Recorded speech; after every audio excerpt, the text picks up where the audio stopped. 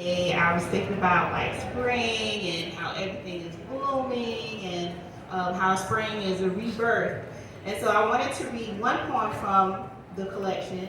And the title of this poem is actually the first line of the poem as well. Okay, so I'll say the first line, but just keep going. The road to being born is a long one, treading much trouble. Black, tea-stained river water pours into the eager mouth of Winyah Bay, where it intertwines like a braid on its way to the Atlantic. On this road, we pass haunted tobacco warehouses in Hemingway, the auctioneer's voice waiting for fall to make him flesh again with the scent of sweet cured tobacco. To cross into this world, I cross many water worlds with woods in between. Tall pines line both sides of the road as if they are lights lining a landing, waiting for my descent. I am ready to step into myself and enter this realm, the height of it pulsing hard in my blood. I slip through the slit in my mother's belly, the smell of the marsh water behind the hospital in my nose. My parents only prepared boy names, but I am Abina, her who comes on Tuesday. On the road home, we go through Muddy Creek, the soft rush of water like the lullaby of my mother's blood, choppy, Peter, and deep creeks. At Granny Mootsy's white house in the middle of a tobacco field, she stares down at me and mourns the arrival of another girl child who may drop her books and then her panties for any man. We passed the building where men in white hoods strategized where to burn the next cross, which was a piece of the road down from the old Huggins place where Mom was born, and then finally home. Home in the quiet blue of the fields, the quiet chaos that is the swirl of voices whispering to me in tongues I will only remember when I go back down the road, when I cross over into the other blue and slip under the slit of the horizon to start this pilgrimage again.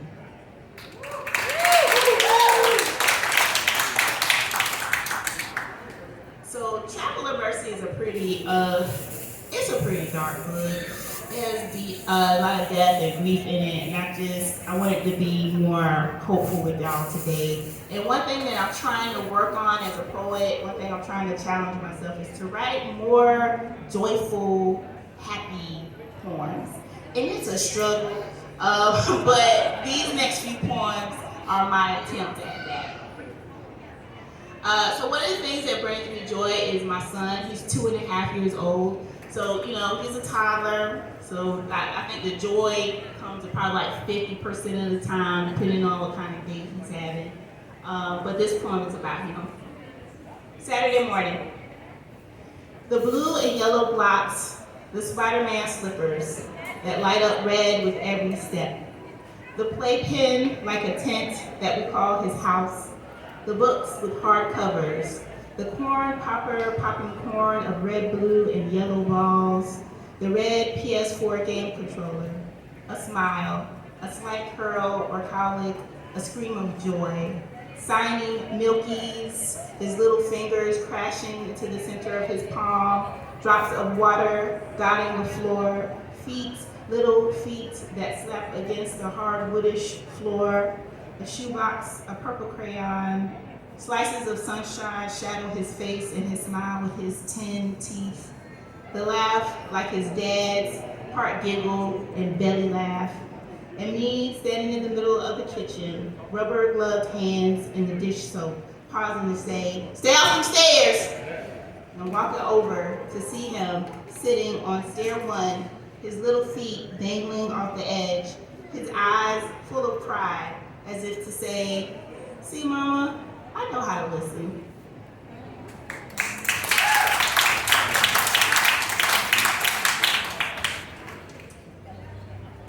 Okay, this next poem, if y'all couldn't tell from that first poem that that I read. I'm a country girl, so my hometown is about 2 hours away from Columbia in a town called Johnsonville. It is a town, when I was growing up, we only had one stoplight, and then we eventually got a second one. But it's a small town. And so when I was driving home to my hometown one day, I saw, and I think it was right before New Year's, I saw this scene of two older black men and three little black boys playing, and I thought to myself, that's a poem. So this is that poem. It's called Your Grandfather's Collard Green Patch. In the seconds as I drive by, I watch the boys play at a tailgate of his truck. Or I should say only one is kneeling in the dirt. 3 black boys, 2 black men, in a field between Lynchburg and Bishopville, where the cotton has already been picked, piled, and hauled off. Their grandfather's collard greens stand proud in the background.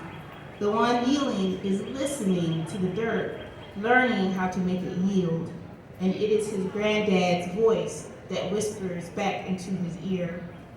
Collard greens standing proudly in the background, their price already haggled.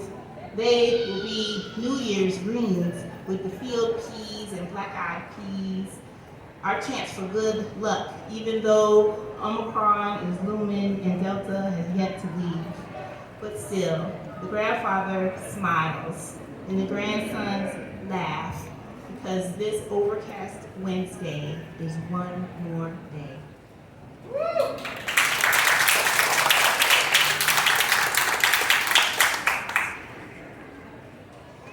So I'm going to read one more poem. This is going to be my last poem. This poem is, I think I did a writing exercise for this poem, but it deals with nature a lot, and it's called "What If There Were No Law Requiring School and We Learned from Nature?" The butterfly would teach me how to crawl before I could fly. The ant would give daily lessons in the infinite greatness that creeps in our tiny bodies. Or maybe the broken glass on the sidewalk would warn me about shattering against hard places. Maybe the sidewalk would teach my blood how to become a river when it only wants to lake. The birds will not show me how to sing, but will give a master lesson in sheltering without a roof.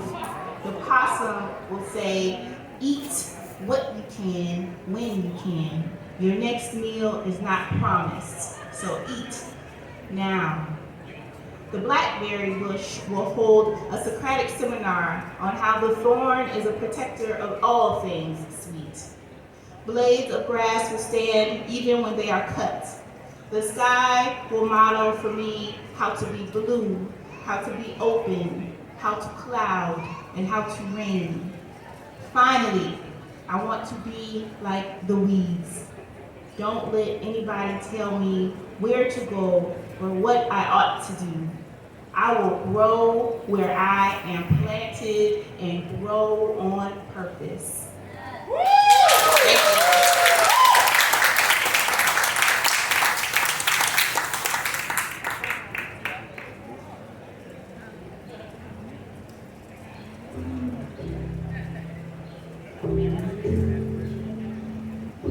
Thank you.